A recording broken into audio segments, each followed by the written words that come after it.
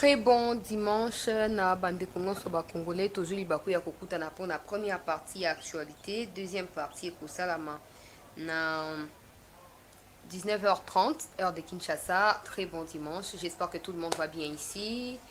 Nazuba message, Nazuba appel, ne vous inquiétez pas en tout cas. Quand je ne suis pas là, c'est que je fais autre chose. Ne pensez pas qu'il y a Sorina Bella Kanaloba toujours que non, je me sens pas bien, c'est comme ça que j'ai pas fait l'émission. Mais ça va, je suis là, je suis bien, mais quand même je suis contente que vous puissiez vous soucier de moi. À chaque fois que je ne suis pas là, à chaque fois que je m'absente même de moins de 24 heures, parce que hier j'ai fait diffuser des émissions, sauf que c'était pas en direct. Mais quand même, j'ai reçu des appels et des messages. Merci infiniment de continuer à me soutenir, peuple congolais. Matondi mingi na banzi ete biso ba nyonso tozalaki na etonga tobosa nte kosambela mpona mokonzi ya ekolo, tobosa nte kosambela mpona bamikonzi nyonso bakokama mboka na biso, mais aussi tobosa nte kotika mboka Kongo na maboko ya Nzambe. Boyeba ete ntango biso tofandi tokobeta bamasolo wana leo na bandeko na biso balinga ba weekend wana bango bazalaka même na temps ya kosala basorti na ba weekend mwa komela mwa nini yebake place ozomela wana mpe ekoki kobaskile ka wana et que exploser pekakawana. Ne pensez pas que l'insécurité Dakar na Est est comme ça, vous plongez dans la distraction et vous vous attendez à ce que seules les autorités résolvent le problème. Les Kanambo Kanabiso, Borozala surpris désagréablement. L'obitomonik calendrier a saigné et si ebimi. Mokondi ambo katoko pesa ele ongonya. Na motindo yazo osala nyonso po ete ba élection salama. Tokolobelande yango na première partie actualité. Deuxième partie, tokozongela tous les enjeux, madame, messieurs, autour de la situation sécuritaire na Est et Ambo Kanabiso, to komi na chemin à non-retour. Tozo kende ka ande tozo kende so to sil to aussi la biso ngoso, so to kufa biso ngoso. On ezali ba information zo circuler na couloir na pesa bino ba kombo bato ngote, mais Fachi azali très énervé. Boyo ki même déclaration à Jean Lucien Boussa mo na ekanga na niveau ya Union africaine kuna na niveau ya ba organisation sous-régionale na kocha pe maloba na e awa bokoyeba na koyoka yango malamu. Boyo ba ete mbutu esi ekoti. Kagame est tellement coincé à comme Kolukasiko rencontre donc ande na yesa bino miko elekaki rencontre oyazo osenga au moins na Angola boya ki kokende na Angola boko kende alobi ono ba baksela e quelques jours ba M23 ba lobi baksela bango quelques jours le Congo il faut tika ko bombarder bango mais to ko tika te parce que les militaires sont toujours en permanence sécurité pour na Congo donc ils sont pas en train de sécuriser les pays par rapport à ba M23 non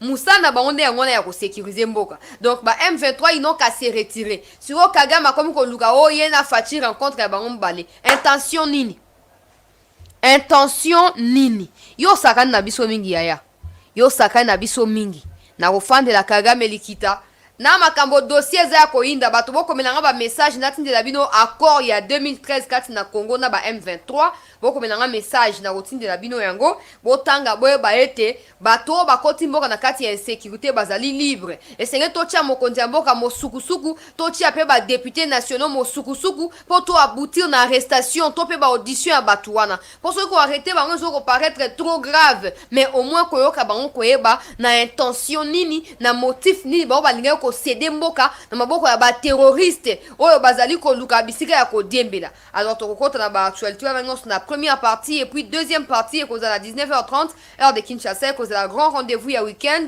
boyebi yango chaque week-end to pesa batu nyonso occasion ya koyeba na koya kozwa mwa ndambo ya masolo yo to betaki au courant ya semaine na mobimba na yango na sepe suko kuta na biso nyonso bana Congo na libako e pesa meli biso pour to partager masolo to continuer ko bondela ba surprise zali kozala préparer na banguna ya mboka na banguna ya mokondi ya mboka so to continuer ko lala pe kozala distrait moko mususu ko rater muto aza mieux protégé kozwa yo po yo oza distrait et en plus oza même pas protégé na ko lo ba ngona lo lengi wana po batu ba lamuka tango soko loba ono bon makambo wana ezo otala biso te eza makambo ya Tshisekedi so balingi ko attaquer Tshisekedi na sama lukonde te au moins Tshisekedi azali la personne la plus protégée ou la mieux protégée en mboka ba sama lukonde wana pe baza très bien protégés bambo soko de babati ils sont très bien protégés donc les vulnérables dans toutes ces histoires eza biso batoyo ata policier peut-être na venir azala raté donc les temps manoki mana ye policier asi amikimelaki yango to beta sete to boy ko pesa bino ba makambo so ko bangi sabino mais to beta sete ke bo la mukande bo la muka ezamboka na biso na minute o ngoso ako meka ko sala o te bon to kena na ndenge boye il faut ko benga na ye omoni mutu position a clair te na quartier na avenue ozomona mwa bilonge batongo eza mwa il faut o méditer pour oyeba so za province nini ya Congo belela ye oyoki makamba ba élection yango esi ebandi Denis Kadimasi alobi makambo nyonso calendrier esi ebimi sikoyo ko esi ebimi wana bokangela ko na oyebisa bino ba pression eko se multiplier na balolenge ebele ya liboso pona bakoluka ba contraindre Tshisekedi ata calendrier ebimi a organiser ba élection na délai. Pendant ce temps, insécurité ko continuer ko battre son plein na partie est na Kwamut. Boyo kanga malamu bokamba na yebisa bino. Et on continue ko lamuka. Insécurité to sa nyonso moko mboka sa nyonso biso peuple to zali déterminé, population to zali réveillé, to zali motivé, mais ba ko sala nyonso ba distraire biso, ba désorienter motivation na biso. Pour calendrier bimi, ba comprendre que élection ko zala. Alors ba yeba kite ke ko kozala ba ne ko like ke Tshisekedi ya osaka na makambo ti ya kolekisa ngo bongo mais ala kisi ba ngo kazali déterminé. Siko po ba coincer ye, po ba ngo intention na bango ezanini. Ba contraindre na dialogue soka ndimi dialogue ba rotika ya repousser 1 an ou 2 ans de plus comme ça bongo a organiser ba élection. Or Tshisekedi na gouvernement na ye na budget ba ko l'accéder ke bazali prêt lobi Kadimasi lobaki yango déjà ba matériel électoral nyonso ezo okita par ba avion ezo okende pona ko faciliter ngonga ba ngonga za susu mingi te ba ko luka ba coincer biso poto dialoguer comme ça ba lobaki non Tshisekedi bon totiki même 1 an ko pousse susu ba élection en 2024 lokuta élection ko ça makana 2023 mais à condition que Kimia écoute. Kimia on n'a pas parlé bien à dialogue mais à Bitumba wana ya liboso yami balé pourquoi pression et komata pour na ba opposant babane ko luka ba argument ba ngotu babane base la ba récupérer likambo ba élection pour babanda ko sa ba manifestation publique peut ko amplifier insécurité siko Tshisekedi akangi ba ngomu moni banda lobita ngo calendrier bimi débat esili to moni ba opposant ta tweet apa ba chete babane bandima kite ko kadima lo ba kito misango le 25 juin le 26 novembre plutôt babandelo balokuta le 25 novembre eloko moko bimate lokuta Tshisekedi asa nyonso asa glissement tozo kozela yeso ka meki glissement to kopelisa moto na mboka oyo balali balamuki Kadima convoquer bato nyonso boya ngana zali na calendrier maboko yango programme mobimba ezali déjà élaboré média e bozwa boke kolobela bino pe ba politicien bokanga ba date yango na mokolo boye dépôt ya candidature na mokolo boye confirmation ya ba liste na mokolo boye affichage ya ba liste ya ba candidat baza retenu na mokolo boye campagne électorale kino mokolo boye na mokolo elandi kuna vote basili mayele au moins on a ba makambo autant qu'on soutenir leader zala sûr que leader wana zana vision zala sûr au moins les sur bateau bazaki ba leader circonstanciel hein bazaki ba leader par rapport à ba situation ezo comme na mboka baba ne peut causer la situation à élection et se transformer en chaos pour pas continuer causer ba leader si quoi tu sais que a chaotiser de bango Tshisekedi a mettre bango siko chaos bango moko argument na yoki soki epenge na ebite banam koni epenge akoma opposant na ebite boye bisanga banam konini akoma opposant na ebite bon soka za opposant to pesi statut wana pour to eba critère hein ya uzala opposant to eba critère to eba il faut qu'on remplir ba condition to tika na komona te ke oh moi mobilisation mo boya full de ko epenge o te bon na sali idéologie boye na zo ko sala séminaire na parti politique na ngai pona former batu na domaine songolo to tika komona te ke bon voilà ba valeur ya parti epenge yango yo soki o adhérer il faut avant adhérer il faut remplir ba condition yo to tika komona te mais to ki epenge aza opposant après si ba déclaration na ba médias internationaux bon to pesa ye bénéfice ya doute oh non Tshisekedi azoko sakana batu calendrier wana ezaka Kadima linga distraire biso poto la mukate élection kozala te oh dika mokamo ezaka bino bano senga calendrier ba misa calendrier comme so distraction c'est que bino en vrai les problèmes c'est elongi ya Tshisekedi le problème c'est pas la gestion tellement la gestion elle est bonne là vous n'avez pas d'argument pour songa na place na bino na linga na argumenter makambo lobi wana ote bon checker la ligne distraire biso pourquoi parce que de 1 bon c'est qui calendrier ba misi calendrier pour l'accepter donc feuille de route et si ezali élection ko sama on le bana de ko bongama bon luka déjà na ni bo tinda ba parti boko créer ba siège ba parti na Congo ba po bozo ba témoin na ba bureau de vote nyonso bozaka concentrer na Kinshasa. Opposition na bino ka pona Tshisekedi. Congo eza Kinshasa de Congo ezali 26 provinces mobimba 145 territoires de Congo yango wana. Congo yango wana. Kokamwa ote bon babimisa to ndima ke ba élection ko za ka soki kadi mabimisi calendrier électoral. Kadi mabibo ah bon calendrier. Boza nazo sunga bino. To fan kadi mabino samedi wana ya le 26 et qu'on rate te de nazo monde na sina bon si makam na sina finaliser ba kit électoraux essier na décembre il faut to ba déjà ba enrôlement ba to ba so ba carte d'électeur na bango ya sika samedi wana le 26 novembre bokanga date wana ngana pesa bino calendrier to ba to ni ba mitune pa na ba opposa bo monde oh non e ko sa matelo kuta azoko satan ko to comme le 26 a ko repousser to comme le 26 et comme ce oh non calendrier neza ya le kuta ba oluka ba distraire biso congolais ba ça on a pièce nini basa on a matière nini parce que zaka argile biso ngoto sama pe na argile oya yo argile ngo ya lolenge nini de ko congolais kolo motema mabe eleki biso motema mabe eleki biso na bamboka o batu baza organisé batu baza ba vrai opposant ba vraie société civile ba vraie population bakoloba monsieur Tshisekedi nous vous aimons pas mais pour le bien du Congo nous demandons à ce que l'argent qui devrait financer les processus électoraux finance la guerre à l'est du pays pour que la paix revienne. Et après, tu aurais procéder à la élection.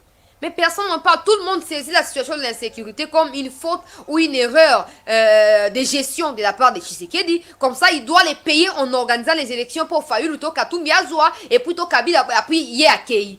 Ezarate, bo senga calendrier, bo senga te. Tshisekedi akoki jamais ko organiser ba élection pour binobo gagner. Ngana sina bandi campagne électorale pour na Tshisekedi. Ba o boza besoin boko na club nanga ya campagne boko ma message na numéro bozo mona ezali affiché wana numéro ya WhatsApp. Boko ma message na numéro wana. To ça la groupe ya WhatsApp. Il y a campagne à Fachito, Bandango déjà. Pour élection même si moi je ne veux pas que les élections soient organisées parce que pour moi, tout le monde a le droit de voter. Nous sommes tous égaux devant la loi et pour moi, c'est injuste que certains de nos compatriotes soient contrés ou soient coincés par l'insécurité et que ailleurs, qu'on se réjouisse du processus électoral, pour moi, c'est absurde. Après, ma voix n'est pas la voix populaire, n'est pas la voix de 100% des Congolais. Bon, comme les processus électoraux, c'est constitutionnel, il faut l'organiser, mais je suis sûr qu'il faudrait aussi tenir compte de certaines contraintes, notamment liées à l'insécurité. Bon, tu as un bureau de vote, bureau de vote, congolais, il faut replanifier ma camboana nyoso. Il faut pas organiser les élections pour faire plaisir aux occidentaux qui sont derrière Kagame, incapables d'arrêter leur soutien à Kagame, mais ils se sentent capables de pouvoir nous exiger à nous les élections, comme si on organisait les élections là pour le bien de la communauté internationale. Non. N'a pas un calendrier bimi, mais je suis contre la tenue des élections dans les délais constitutionnels. Je suis contre, à condition que d'ici décembre 2023, le 20 décembre 2023, élection, vote, na étendu mon territoire, à condition que d'ici le 23, na kimi ekota complètement na est mobimba. So qui kimi ekoti, to sali campagne électorale, to keko voter. Mais so kimi ezate, moi je suis contre. Je suis contre. Ba opposant, ba akamusanga mingi. Comme ça, c'est qui s'appelle en même temps. Va opposer. On m'a pas battu mon boye. Na Ukraine, on n'a pas intérêt à vous mentir. Il y a des gens qui adorent suivre les informations à France 24.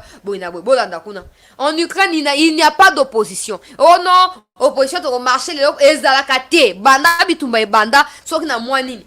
So mois de mars, so qui mois de mai, so qui nini. Ti lelo. So qui mois de juin. Ti lelo. Na Ukraine kuna. Ti lelo. Opposition ezakate. Mais yo kabiso degré à distraction.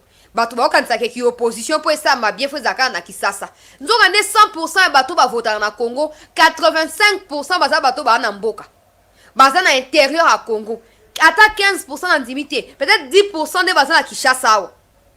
Mais les gens ne comprennent pas. L'opposition quand on a Kinshasa. Et parti politique na siège des Apio na kin. Oh, siège national des Apio na kin. Bobongisa makambo. Bosaka opposition te pour occasion et pesa melibino mo beti libaku na zéro. Le rôle la opposant ya monene a commis président de la République. Boso banga siko vide tikala bo s'emparer na rôle ya opposition mais na fin fond tozo ko monelo ko mokote en terme ya résultat qui opposition na bino. Ngana ko beta sete pour ba opposant ba de ko senga calendrier électoral. Je me pose la question, vous priorisez les élections par rapport au vide de vos compatriotes au bazo ko périr na est kuna? Je comprends pas. Soit vous n'êtes pas des Congolais. Pour le moment, vous devez réfléchir bien. Il faut pas qu'on fuye. Pour les gens qui ont inda bana Congo, makamboza ko beba ba article 72 de la Constitution, mikozo ko ya je vous informe loi ya Tchani et Koleka. Ndenge makambo sami boye, il faut siko ko réviser loi électorale. Ndenge makambo sami boye ba ete mikomizali ko ya bana Congo, loi ya Tchani et Koleka. État de siège boka mokolo ya lelo, état de siège va ko suspendre yango pour quelques semaines. Le temps toye banako kokotsa loi ya Tchani bokanga bien makambo nazo yebisa bino po ekosalama article 73 nde tozokota na yango sikoyo 72 tozokota na yango. Nul ne peut être candidat à l'élection du président de la République s'il ne remplit les conditions ci-après. 1. Posséder la nationalité congolaise d'origine. Oya liboso eloko mo ezo préoccupé biso kaka yango wana.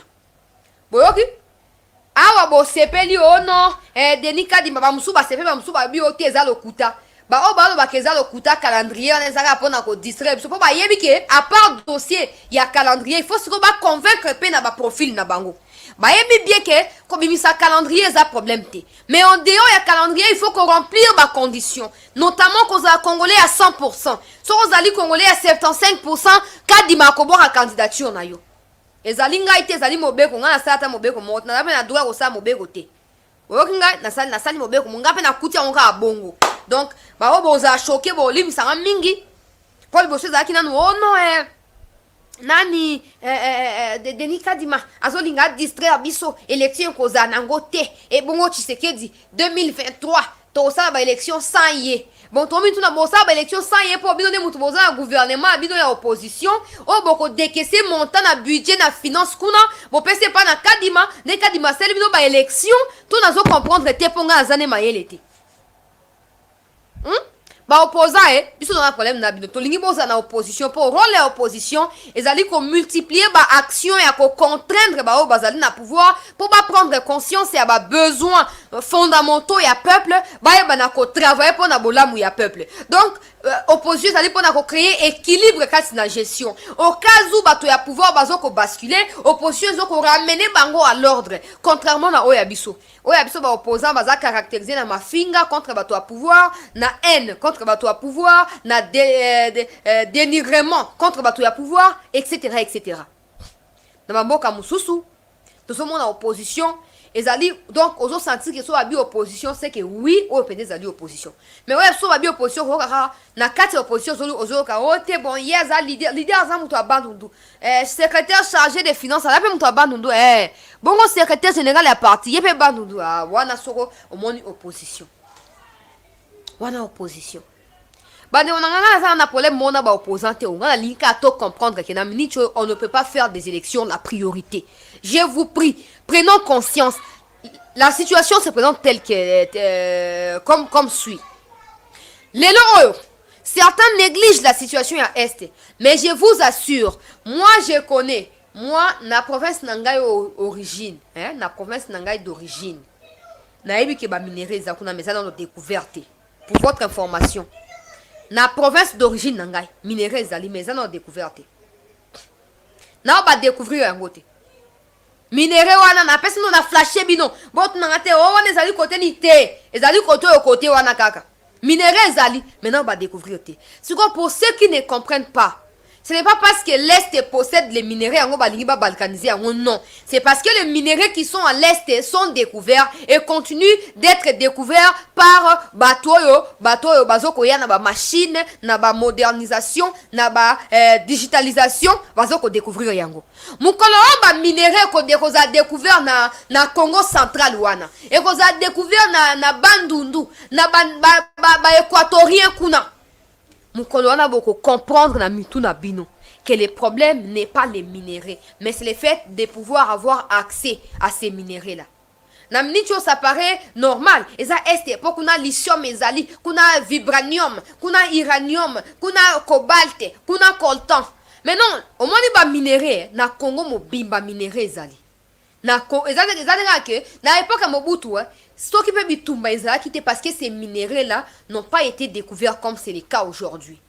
Tant net autant pena ba information boye ozo mona toute une ville ezindi pour na ba minéraux. Donc ndenge zaka ba découvrir ba minéraux kuna mbula ebeti na ndenge bazoko creuser wana et donc mboka mobimba ezindi pour minéraux eleki bato bakoki ko habiter wana il faut za carré minier to gisement moko ba encercler ba clôturer pour ba na ko exploiter minéraux.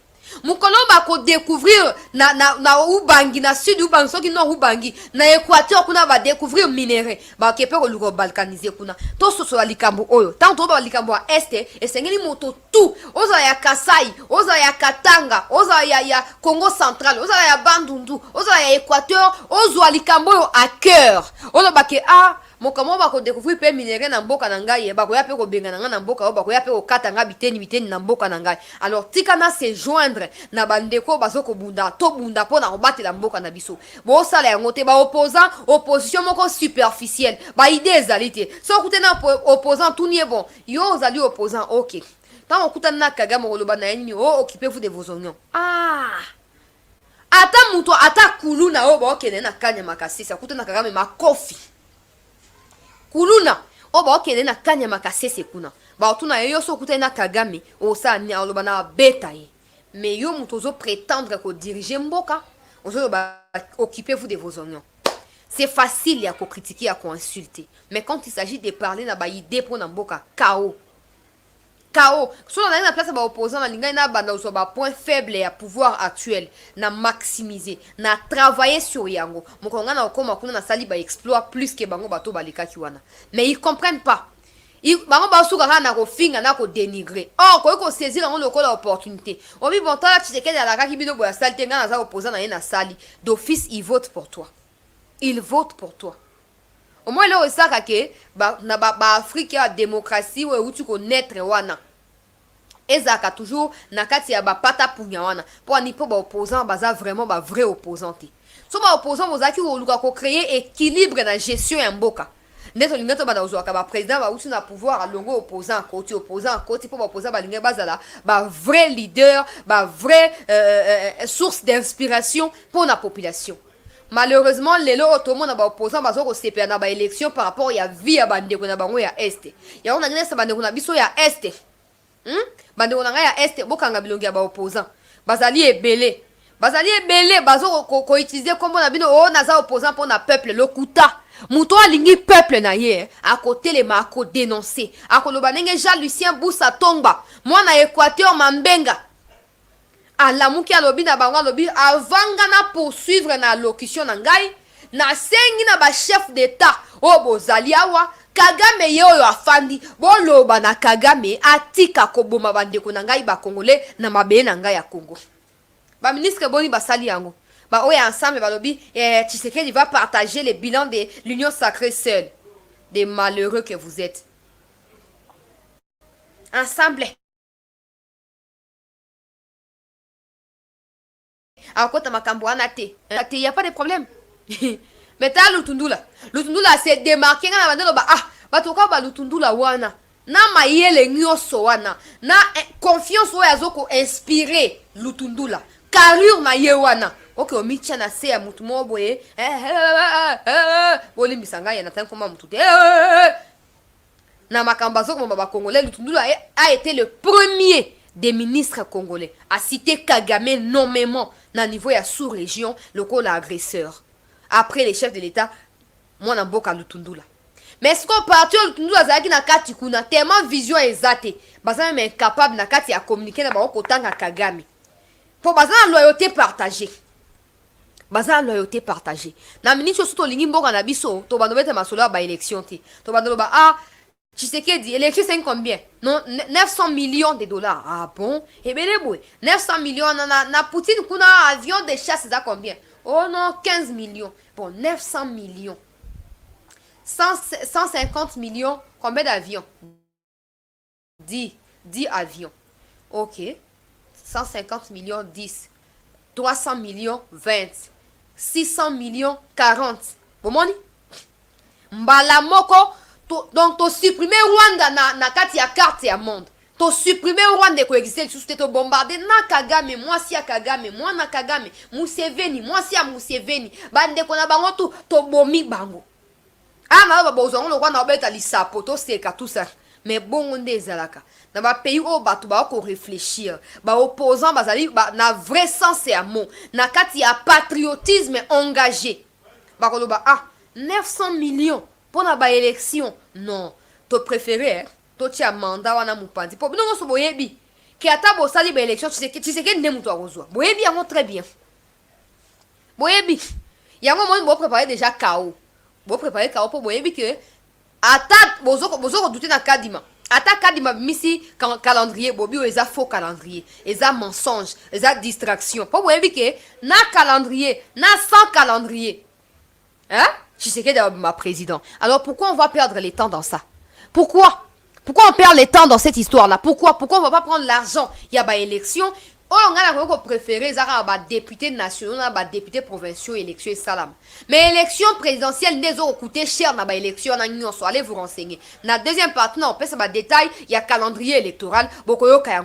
Élection présidentielle, ils ont coûté pour les élections. Tous les avions de chasse, tous les drones na Turquie.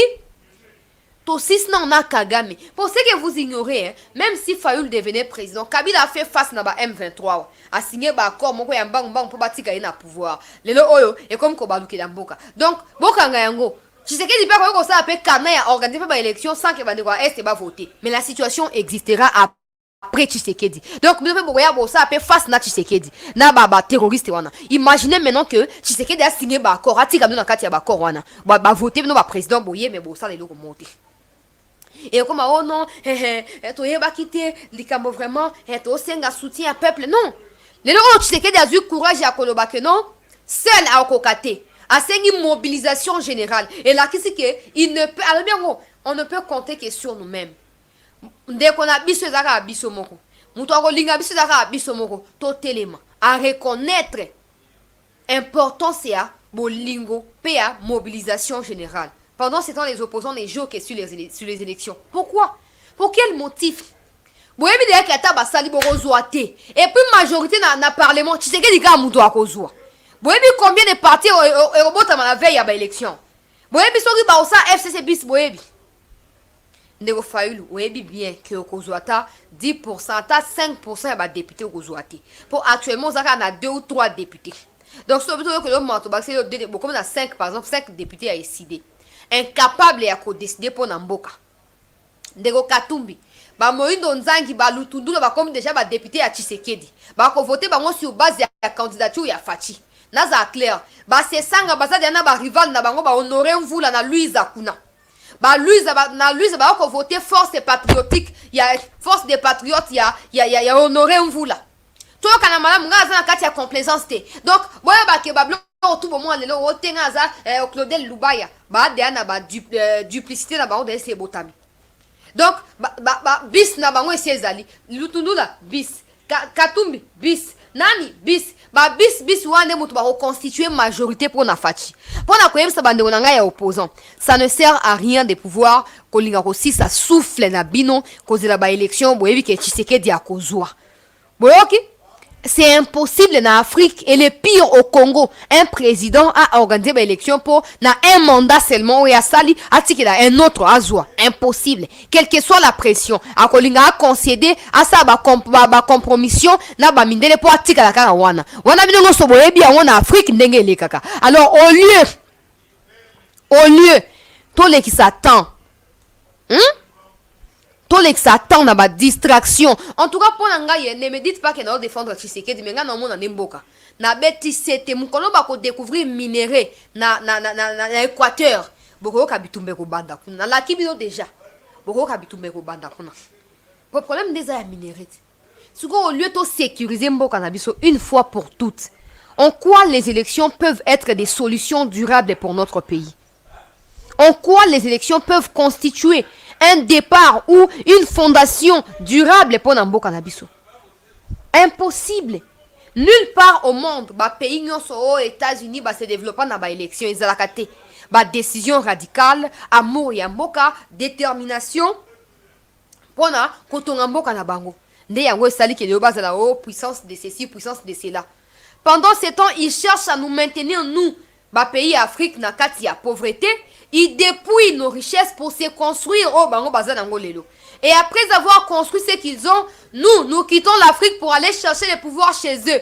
Or, c'est nous qui leur rendons ce qu'ils sont aujourd'hui. C'est nous qui faisons de ce qu'ils sont aujourd'hui. Mais toujours comprendre et en côté, on dit Macron, sous-état. Pour que ce soit une élection, soit soutien, Congolais au bazar, traître. Oh non, bon, ok, tu sais qu'il faut libérer le pouvoir. Bon, comprendre et en côté. Bazaka Namboka Moko. Les autres, c'est que bon, ok, na signé nanga ba accord pourvu que na soit deuxième mandat, na ou nanga na pouvoir, na sa makam nanga, na iba penenge ba 18 ans ba iba ki. Ako sala ngope. Mais tango ba ako sala yangote, yango moni likambo zo ko persister. Que Tshisekedi ait tort ou raison. Moi, je demanderai à tout le monde de mettre Tshisekedi au défi. Tobi bon, ok, le quoi yozo ba ko signé ba accord, to signé ba accord te wana. Biso yo ko soutenir yo. To sengi boye. Toke na moti na suka. Bomona ba résultat. Maintenant on ba makambo A, bino boye na B. Tobi makambo mboka, bino bobi makambo parti politique. Tobi makambo république, bino bobi makambo ya individu. Et puis ba individu on ma parti na bango so le Congo eziki baziki pe. Ba oza soute baza o baza po na Congo. Mais il y a des gens qui refusent de comprendre ça. Je suis désolé, mais calendrier bimi, ça prouve qu'il y aura des élections. Il y aura des élections. Mais to sengi nano kimia avant l'élection salama. Avant la clôture première partie émission, to sengi nano kimia avant l'élection salama. To lingi fati to monde a volonté ezali.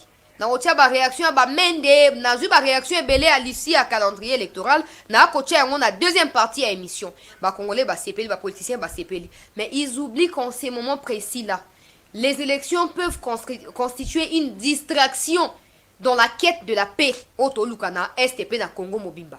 Élection qui cause un freinage pour Nabiso. Pourtant, vous ne pouvez pas combiner les coûts des élections au coût des achats de matériel militaire. Vous ne pouvez pas combiner. Impossible. Impossible.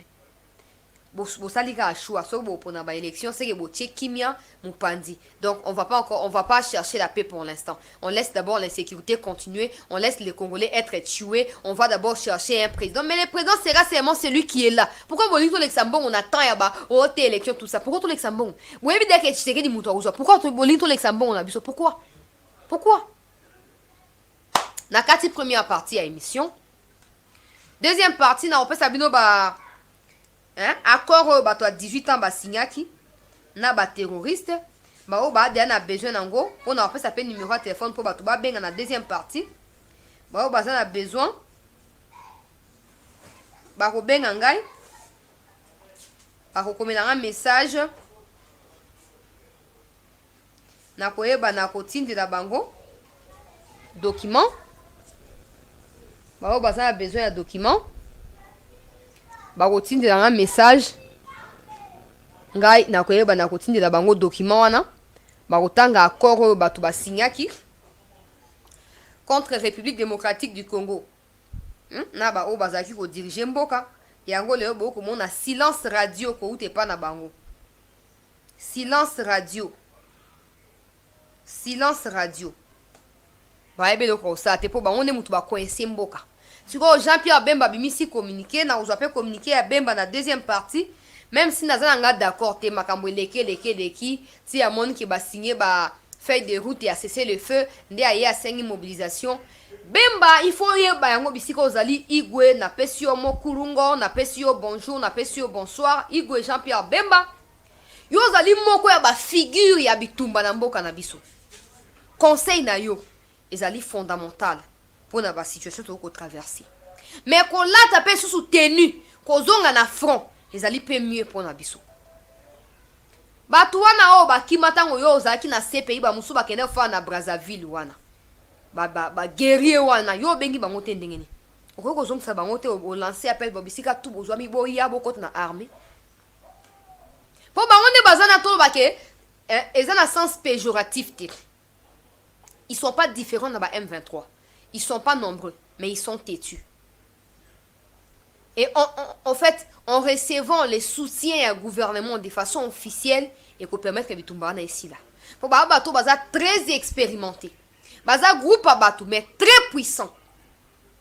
Igwe. Na autant à communiquer na yo, na osa apé commentaire.